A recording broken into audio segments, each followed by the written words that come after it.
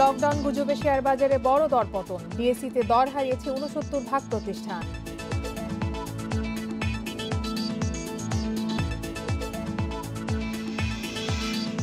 Japan ও সিঙ্গাপুরে ৩ প্রতিষ্ঠান মাতার বাড়িতে নির্মাণ করবে এলপিজি টার্মিনাল, ২০২৬ সালে নির্মাণ শুরু।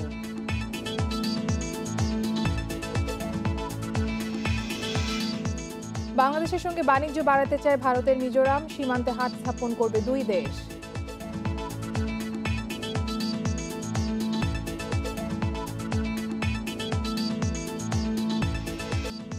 আমন্ত্রণ অর্থনীতি সারাদিন, আপনাদের সঙ্গে আছি আমি কপ্তি মুক্তাহানা। শুনছিলেন শিরোনাম, এবারে জানাবো বিস্তারিত।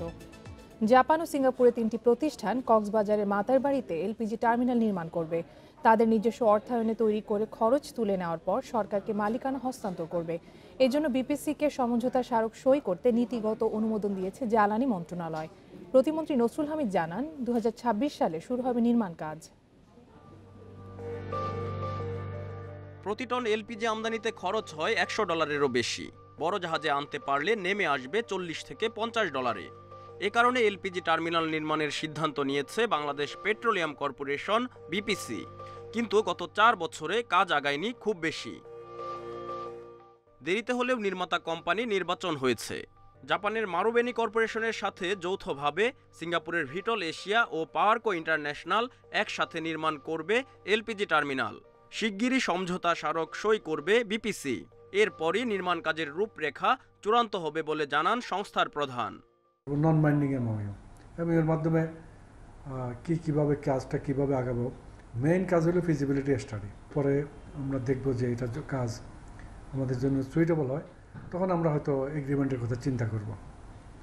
আর যদি সুইটেবল না হয় তাহলে আমরা আবার পিছনের দিকে যাব, আবার নতুন করে চিন্তা করব। টার্মিনাল নির্মাণ হলে সরকারিভাবে হবে এলপিজি আমদানি, ফলে সরকার চাইলেই দাম নিয়ন্ত্রণ করতে পারবে। তবে এ সুবিধা পেতে অপেক্ষা করতে হবে অন্তত ৫ বছর। ২০২৬-এর মাতারবাড়ি পোর্ট না হওয়া পর্যন্ত এটা হবে না। তেল ইম্পোর্ট করতেছে সরকার, বাল্ক যদি এলপিজি ইম্পোর্ট করে, এলএনজি ইম্পোর্ট করতেছে সরকার, এলপিজিও তো পেট্রোলিয়াম প্রোডাক্ট।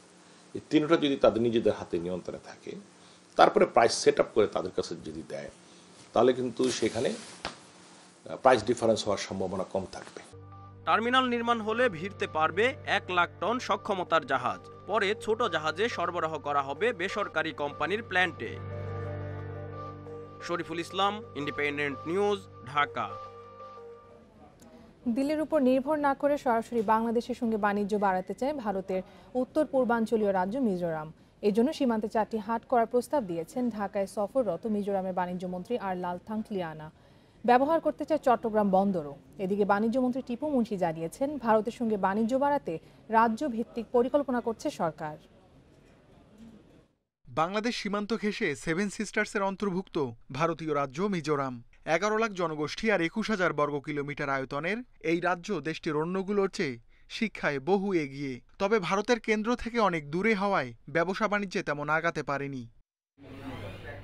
বাংলাদেশের সঙ্গে বাণিজ্য বাড়াতে সরাসরি যোগাযোগ স্থাপনের চেষ্টা করছে রাজ্যটি। এরই অংশ হিসেবে ঢাকা সফর করছেন তাদের বাণিজ্যমন্ত্রী।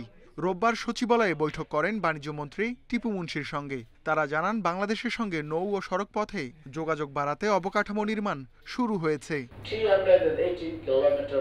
বাংলাদেশের সঙ্গে আমাদের সীমান্ত ৩১৮ কিলোমিটার। এটা খুবই গুরুত্বপূর্ণ।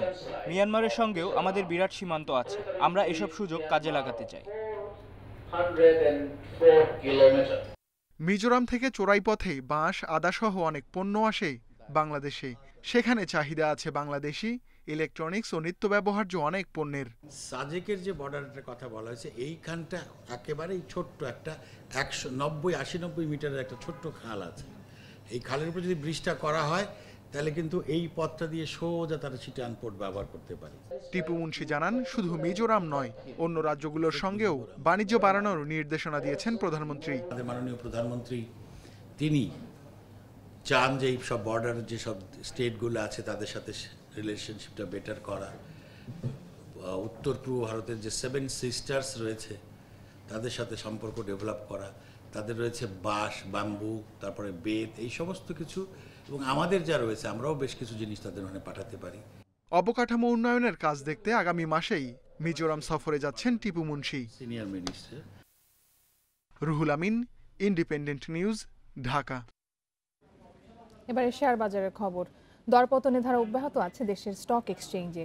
সপ্তাহের প্রথম কার্যদিবসে ঢাকার শেয়ার বাজারের প্রধান সূচক কমেছে প্রায় 85 পয়েন্ট এবং দর হারিয়েছে লেনদেনে অংশ নেওয়া 69 ভাগ প্রতিষ্ঠান। অন্যদিকে চট্টগ্রাম স্টক এক্সচেঞ্জের সার্বিক সূচক কমেছে 263 পয়েন্ট। করোনার প্রকোপ বাড়ায় লেনদেন বন্ধ হয়ে যেতে পারে এমন গুজবের কারণে এই দরপতন হচ্ছে বলে মনে করছেন বিশ্লেষকরা। গত সপ্তাহের শেষ কার্যদিবসে বড় দরপতন দিয়ে লেনদেন শেষ হয় ঢাকার শেয়ার বাজারে। ওই দিন ডিএসইএক্স সূচক কমে 81 পয়েন্ট। মোট লেনদেন হয় 684 কোটি 36 লাখ টাকা। এই সপ্তাহের প্রথম কর্মদিবস রোববারও ঢাকা স্টক এক্সচেঞ্জে মূল্যসূচকের ব্যাপক পতনে লেনদেন শেষ হয়েছে। প্রধান সূচক ডিএসইএক্স 84.91 পয়েন্ট কমে অবস্থান করছে 5349 পয়েন্টে। মোট লেনদেন হয়েছে 615 কোটি 97 লাখ টাকার শেয়ার। হাতবদলে অংশ নেওয়া 348টি কোম্পানি ও মিউচুয়াল ফান্ডের মধ্যে দর বেড়েছে মাত্র 31টির, কমেছে 239টির এবং অপরিবর্তিত আছে 78টি প্রতিষ্ঠানের শেয়ার দর। বিশ্লেষকরা বলছেন শেয়ার বাজারে লেনদেন বন্ধ হয়ে যেতে পারে এমন গুজবে টালমাটাল দেশের শেয়ার বাজার। আতঙ্কে বিনিয়োগকারীদের একটি অংশ শেয়ার বিক্রি করছেন বলে মনে করেন তারা।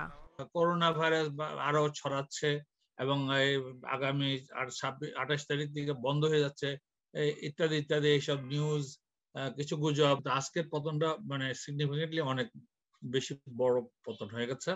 এর মূলত কারণটা হচ্ছে যে একটা প্যানিক সেল হইতেছে। এদিকে শেয়ার বাজারের এমন দরপতন ঠেকাতে প্রাতিষ্ঠানিক বিনিয়োগকারীদের আরও সক্রিয় ভূমিকা পালনের তাগিদ সংশ্লিষ্টদের।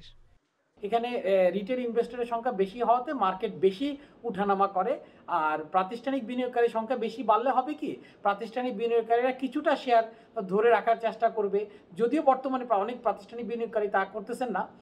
রোববার সবচেয়ে বেশি লেনদেনের তালিকার প্রথম অবস্থানে বেক্সিমকো লিমিটেড, দ্বিতীয় রবি আজিয়াটা এবং তৃতীয় অবস্থানে বেক্সিমকো ফার্মা। দরবৃদ্ধির তালিকার শীর্ষে বাংলাদেশ সাবমেরিন কেবলস, দ্বিতীয় অগ্রণী ইন্স্যুরেন্স এবং তৃতীয় অবস্থানে সোনালী আঁশ। অন্যদিকে চট্টগ্রাম স্টক এক্সচেঞ্জে সার্বিক সূচক কমেছে 263.48 পয়েন্ট। লেনদেন হয়েছে 25 কোটি 29 লাখ টাকার শেয়ার। কপ্তিয়া Mumtahana, Independent News, Dhaka. Corona মহামারীর মধ্যেও বেড়েছে মৎস্য ও প্রাণী খাদ্যের রপ্তানি। গত বছর প্রতিবেশী দেশ ভারত, নেপাল ও ভুটানে রপ্তানি হয়েছে 912 টন প্রাণী খাদ্য। এক বছরে যা বেড়েছে প্রায় 250%। এই সম্ভাবনাকে কাজে লাগাতে সরকারি প্রণোদনার দাবি উদ্যোক্তাদের। গ্রামীণ অর্থনীতিতে কৃষির পর পোল্ট্রি খাতের অবদান সবচেয়ে বেশি। এ খাতে নতুন সম্ভাবনা হিসেবে দেখা দিয়েছে মৎস্য ও প্রাণী খাদ্যের রপ্তানি। দীর্ঘ অচল অবস্থার পর নিজেদের চাহিদা মিটিয়ে 2019 সালে পোল্ট্রি খাদ্যের রপ্তানি শুরু হয়। পোল্ট্রি ইন্ডাস্ট্রি সেন্ট্রাল কাউন্সিলের তথ্য মতে শুরুতে একটি প্রতিষ্ঠান রপ্তানি করলেও বর্তমানে তা বেড়ে দাঁড়িয়েছে 8টিতে। গেল বছর ভারত, নেপাল ও ভুটানে রপ্তানি হয়েছে 912 টন মৎস্য ও প্রাণী খাদ্য। এ খাতের ব্যবসায়ীদের দাবি, অনেক প্রতিষ্ঠানের রপ্তানি সক্ষমতা থাকলেও নানা জটিলতায় এগিয়ে আসছেন না তারা।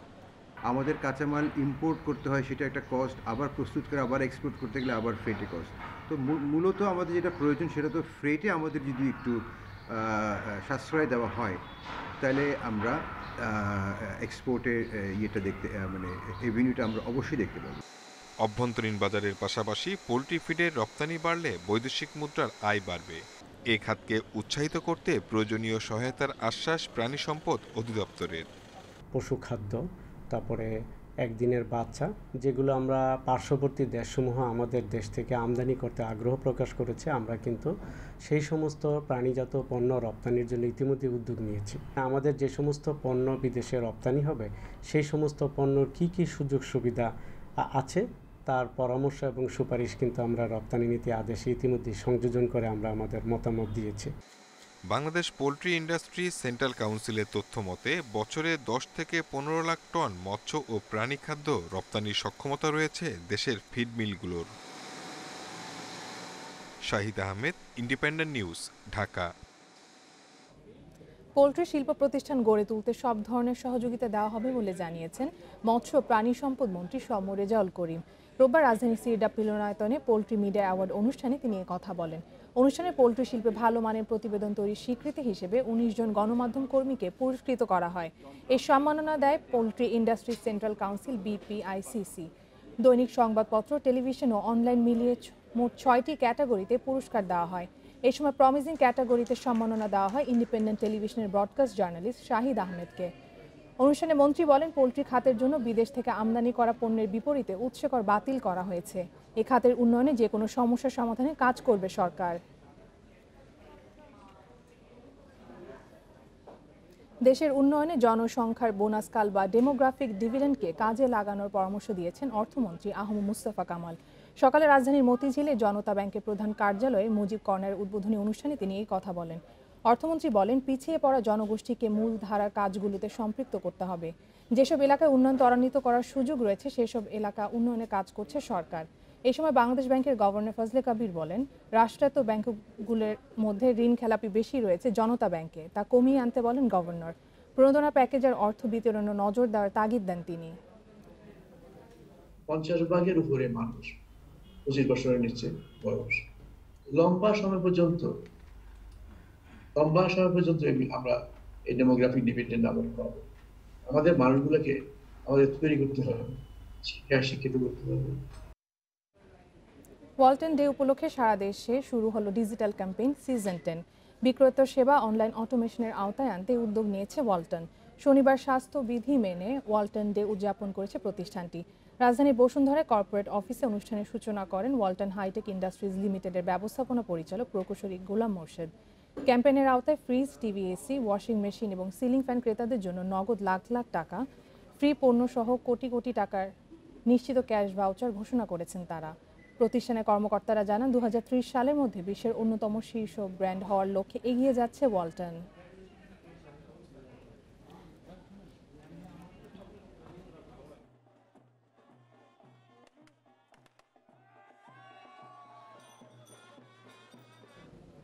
শেষ করব অর্থনীতি সারাদিন, শিরোনামগুলো জানিয়ে দিব আরও একবার।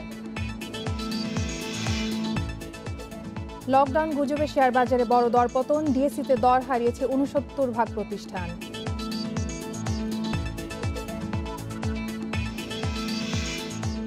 জাপান ও সিঙ্গাপুরে 3 প্রতিষ্ঠান মাতার বাড়িতে নির্মাণ করবে এলপিজি টার্মিনাল। 2026 সালে শুরু হবে নির্মাণ কাজ।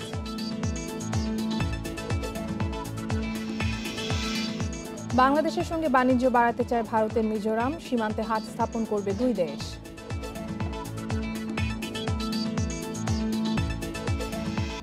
এই ছিল আজকের অর্থনীতি সারাদিনে। ইন্ডিপেন্ডেন্ট টেলিভিশনের সব খবর আরও জানতে চোখ রাখুন ফেসবুক, ইউটিউব এবং টুইটারে। আমন্ত্রণ আমাদের পরের আয়োজনে।